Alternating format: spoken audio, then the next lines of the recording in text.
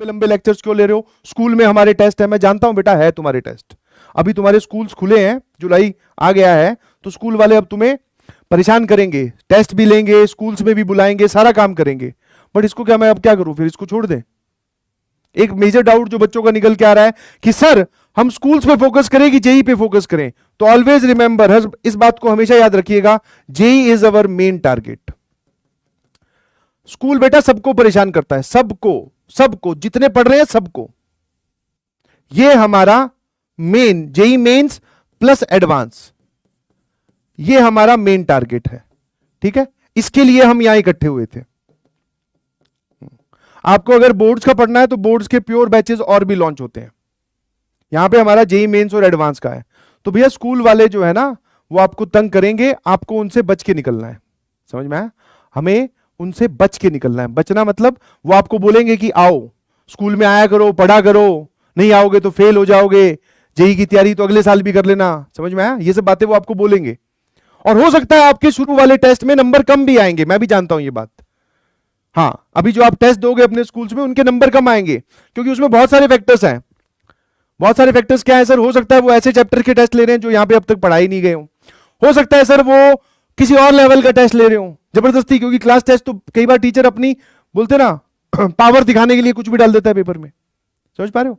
But our ultimate aim, मेरी बात समझने की कोशिश कीजिएगा, अवर अल्टीमेट एम इज कि जब हम 12th के एंड में पहुंचे तो हमारा जेई मेंस और एडवांस का सिलेबस अगर अच्छे से क्लियर होगा तो मैं इस बात की गारंटी लेता हूं कि आपको फिजिक्स, केमिस्ट्री, मैथ में टेंशन लेने की जरूरत नहीं है। आपके पास 2 सब्जेक्ट बचेंगे, जिसमें से एक इंग्लिश होगा और एक ऑप्शनल सब्जेक्ट, जो कि आप 1 महीने में बहुत बेहतरीन तरीके से तैयार कर सकते हो।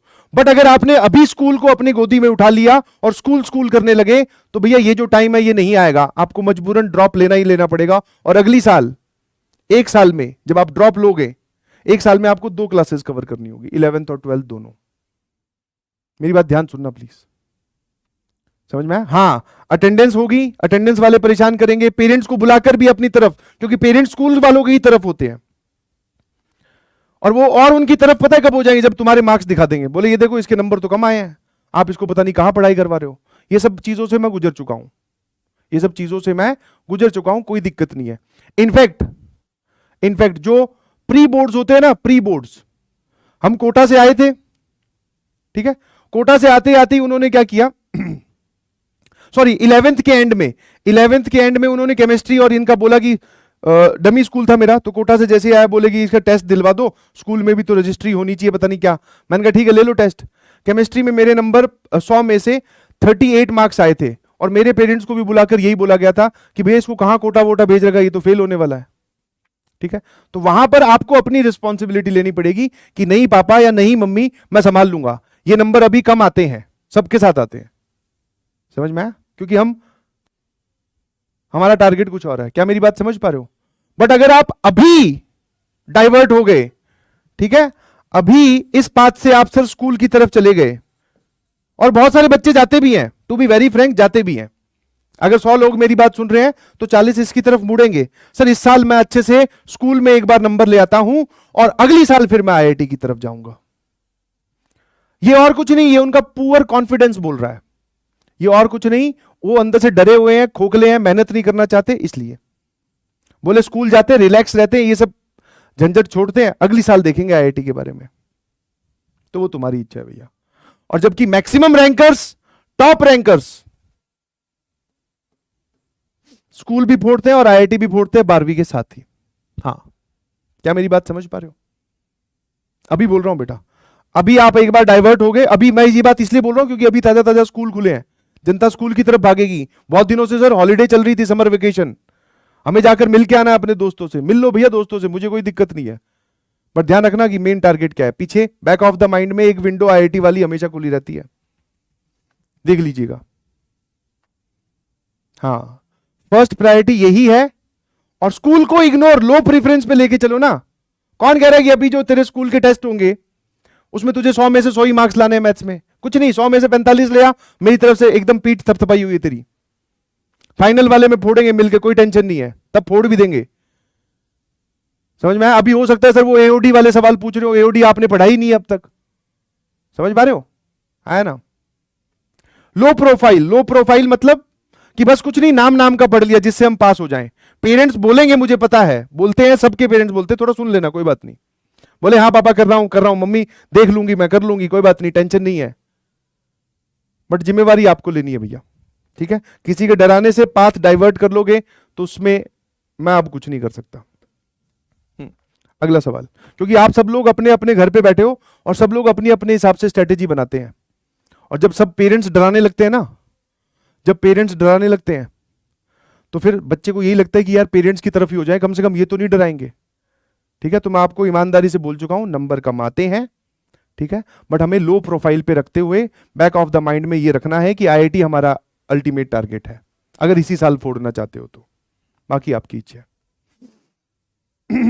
हाँ ऐसा होता है भैया, मत लिखो कि इंटीग्रेशन पूछ रहे हैं, कि सर एलसीडी आ रहा है, लिमिट कॉन्टिन्यूटी डिफरेंशियबिलिटी आ रहा है, एओडी आ रहा है, आता है ऐसे, सबका डिस्क्रीट सिलेबस है। कोई भी टीचर उठा के कहीं से भी कोई भी चैप्टर पढ़ा देगा, उसी का ही टेस्ट ले लेगा।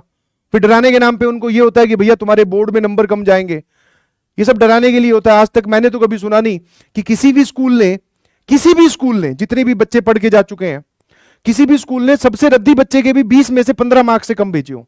लीस्ट इज 15 मार्क्स, जो उनके हाथ में 20 मार्क्स होते हैं ना, जो स्कूल भेजता है। अगर तुमसे बहुत खुन्नस खा रखी है, तुम एकदम उनके एंटी हो, तब जाके वो 15 मार्क्स भेजेंगे, वरना गुड आफ्टरनून गुड इवनिंग अगर टाइम टाइम पे अपने टीचर्स को जाके कर रहे हो तो 15 के वो 18 हो जाएंगे, कोई टेंशन नहीं है। और थोड़े बहुत अगर वो लास्ट में पैसे इकट्ठे किए जाते हैं वो दे दोगे तो 20 में से 20 भी चले जाएंगे। ये सब डराने की बातें हैं, ठीक है। और इस सबके पीछे तुम्हारा खुद का स्ट्रांग होना बहुत जरूरी है। तुम्हें पता होना चाहिए कि हाँ मैं जो प्रिपरेशन कर रहा हूं उससे फाइनली मैं फोड़ दूंगा, क्योंकि 75% इज कंपल्सरी भैया, ओनली पीसीएम में। फिजिक्स केमिस्ट्री मैथ मिलाकर आपके 75% से एग्रीगेट टोटल आना चाहिए, और फाइनल टोटल भी आपका 75% से ज्यादा होना चाहिए।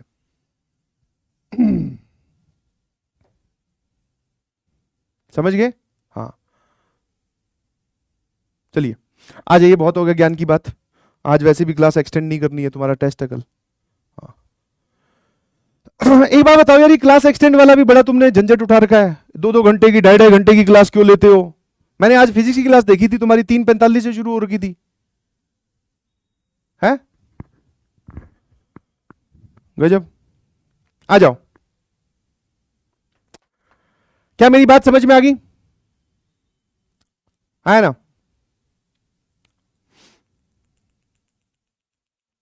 अटेंडेंस क्या है? जाओ स्कूल में, मैं ये नहीं बोल रहा कि मत जाओ, जाओ, बट आईआईटी वाला अपना खुद का यहां का होमवर्क मॉड्यूल सॉल्व कर लिया करो वहां बैठ के, अटेंडेंस लग गई। और स्कूल में तो वैसे ही बहुत छुट्टी आती है यार, इसकी छुट्टी उसकी छुट्टी, पता नहीं कौन कौन सी छुट्टियां।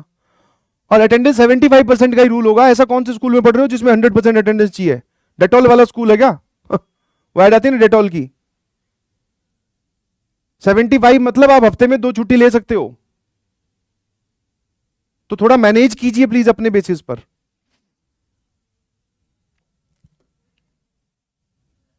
हाँ पिछले 2-3 दिन से कमेंट देखकर मुझे शर्मिंदा होने लग गया मैं यार, अपने आप पर डाउट होने लगा। मैं तो कहीं ज्यादा पढ़ाकर नुकसान तो नहीं कर रहे? सारी दुनिया यही बोलती है कि ऑनलाइन है, कौन से बच्चे तुझे मिलने वाले हैं, फटाफट पढ़ा के सिलेबस खत्म करवा के निकल।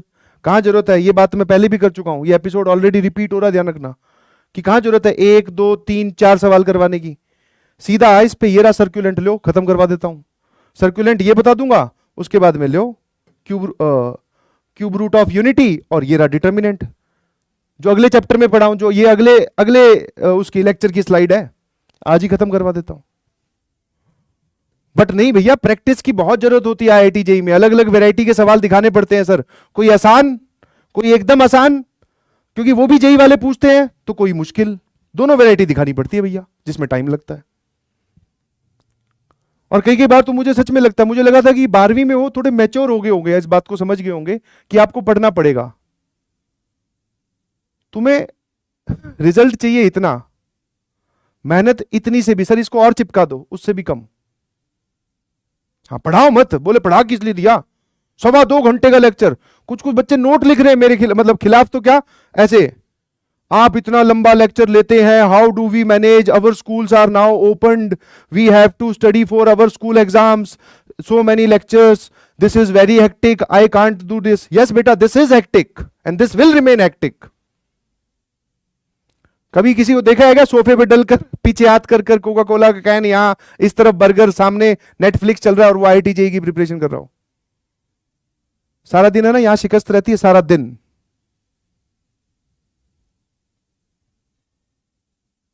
आ जाइए नाउ। वैसे सवाल आसान सा है, देखो दो तरीके इसको अटैक करने के, बहुत होगी ज्ञान की बात, मैं अपना ही टाइम वेस्ट कर रहा हूं। हाँ,